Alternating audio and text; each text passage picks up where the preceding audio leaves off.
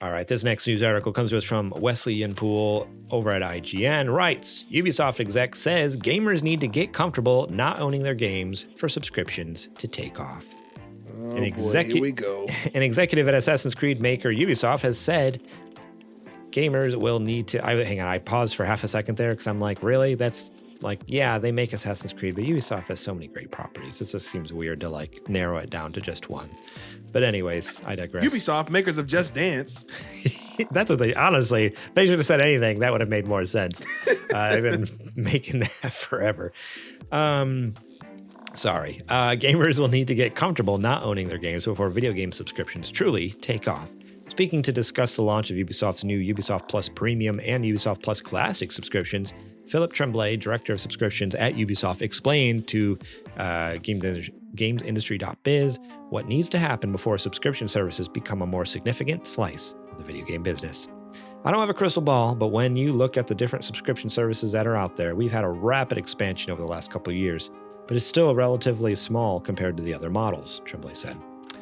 We're seeing expansion on console as the likes of PlayStation and Xbox bring new people in. On PC, from a Ubisoft standpoint, it's already been great, but we're looking to reach out more on PC, so we see opportunity there. One of the things we saw is that gamers are used to, a little bit like DVD having and owning their games. That's the consumer shift that needs to happen. They got comfortable not owning their CD collection or DVD collection. That's a transformation that's been a bit slower to happen in games. As gamers grow comfortable in that aspect, you don't lose your progress. If you resume your game at another time, your progress file is still there. That's not deleted. You don't lose what you've built in the game or your engagement with the game, so it's about feeling comfortable with not owning your game. I still have 2 boxes of DVDs, and I definitely understand the gamer's perspective with that, but as people embrace that model, they will see that these games will exist, the service will continue, and you'll be able to access them when you feel like. That's reassuring. The article kind of continues on, but I feel like that kind of gets the gist of what kind of happened here. I think so. And first off, I'm glad that when I originally saw this news article, I'll just bring it up here. We could have just moved on, but the reason I originally picked this article is because there was some post on social media, and I'm not sure exactly which news outlet because I couldn't find it. So either I'm guessing it was maybe taken down and reposted, or I was just not looking at the correct news outlet. So there was a news outlet on Instagram that posted about this story, posted a headline, but the headline said, Ubisoft exec says gamers need to get comfortable not owning their games, period. And at first, and rightfully so, everyone in the comments were furious. I was like, are you kidding me? Who is this guy? What is he talking about? You can't just tear him apart. Just letting them have it. And then, when I first saw this article, that was last week sometime. Let's see, this article was written on the 16th. So that was beginning of last week sometime. So I didn't actually look up the article until this weekend when I was writing the show notes. And when I read the full headline, I was like, wait, this is totally different than what I was originally thinking. So first things first, I just want to kind of shout out, hey, games journalists, when you or I guess I should say social media people for these journalistic outlets, make sure you're writing your headlines correctly there, because for all I know, Wesley Yanpool had the correct context, and then it's whoever's in charge of social media at X, Y, and Z outlet. Because I can't remember if it was IGN, GameSpot, Game Informer, doesn't really matter. Whoever was on the social media team tried to truncate it, but made the context completely different. So yeah, I just wanted to address that, because I just in case people listening to this podcast maybe saw that post, I just want to let you know this is the same article, but with more context. So that's why context is king. And if you think something doesn't seem right, do your own research, because smart.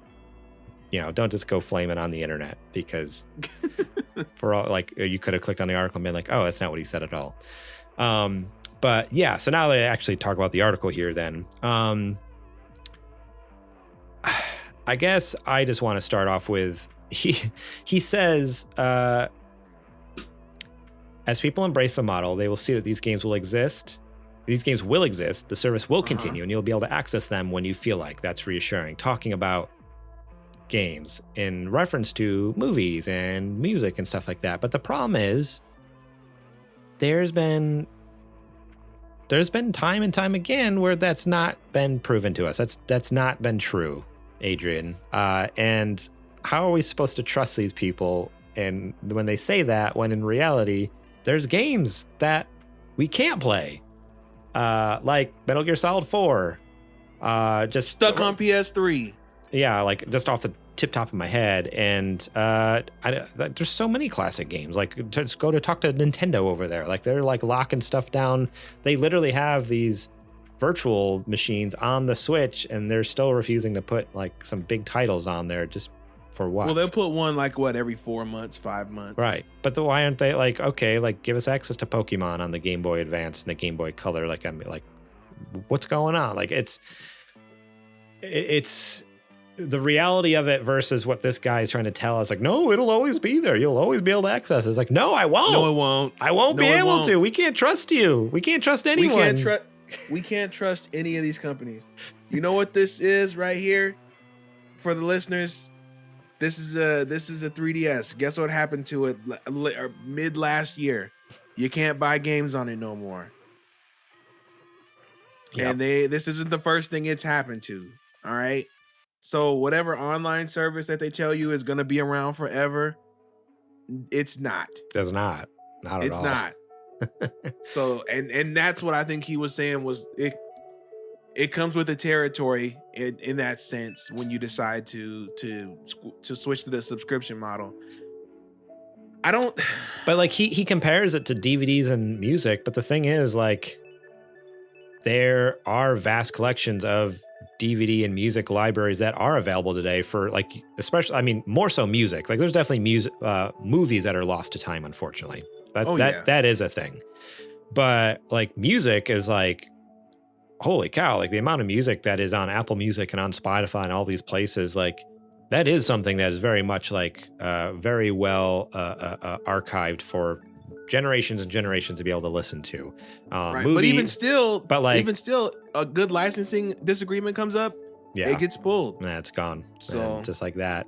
So nothing's safe, unfortunately. But I don't know. It's just wild because he's like trying to compare it to like, oh, it's just like movies and music, and it's like it's not. It's not at all. Like in the gaming sphere, it is so more like way more like cutthroat and money hungry, even more so than those other industries. I feel like. Basically, when you switch to subscription services or digital games, like that's something that you have to weigh, right? Like when I made the decision. When I got my Switch the first time, just for an example, when I got my Switch the first time and I knew it was going to be all digital, I came into it knowing that there is a very real possibility that in 10 to 15 years time, I won't be able to play the games that I purchased on this unit. That's a reality. Yeah. Now, the thing I will argue is that if these companies like Ubisoft want us to go all in on these subscription models, they need to work out much better licensing deals in order to keep them on these subscription platforms a lot longer. And they also need to be able to rewrite the program to make it kind of like forward thinking. So in a sense, like when Switch 2 comes out, you know you're going to be able to play your Switch 1 games on it because it's going to support it. Yeah. So as long as they keep that cycle going, in 15 years, I could play those Switch 1 games because they'll just be tied to my account. Yeah. But that's on the manufacturers to do right and put the systems and infrastructure in place in order for that to happen. But why would they do that when they can remake and reboot all the games from your childhood or from whatever 10 years ago? Like ding. That's the other thing. Greed. It's like you can't trust them. Like I don't care, Mr. Philip Tremblay, what you say, Felipe. I don't even know how to say your name, but can't trust you because we all know at the end of the day it's about the bottom line. It's about making money. Of course. And I get that, but man, don't just lie to our faces here. Then don't just be like, you'll always have access to it. It's like, no, we won't. No, I won't. Guarantee it. Carrie in the chat says these days even buying physical copies half the time end up having a digital download code instead of a disc. So frustrating. It is. But that's the way that things are trending. Even with the ones with discs, Sometimes it's just the key to unlock the license to the game, and then it'll download the rest of the game from a server. Yeah. So really nobody's safe unless you find a third party like a I Am 8-Bit or a, why am I blanking on their name? Limited Run, yeah. Who will take the time to make sure that the entire game in its finished state is on the cartridge or on the disc.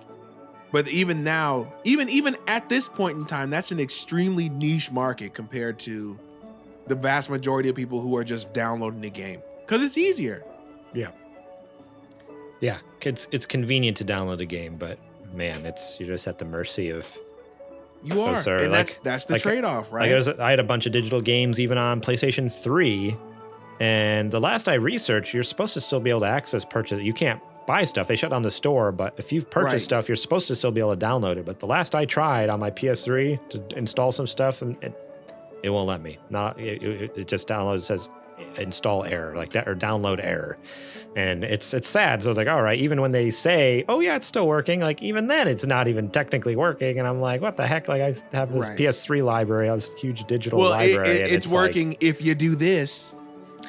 Yeah, exactly. You gotta like jump through a million hoops, or sacrifice your dog to Jim Ryan or whoever the new CEO is going to be over there. Oh man.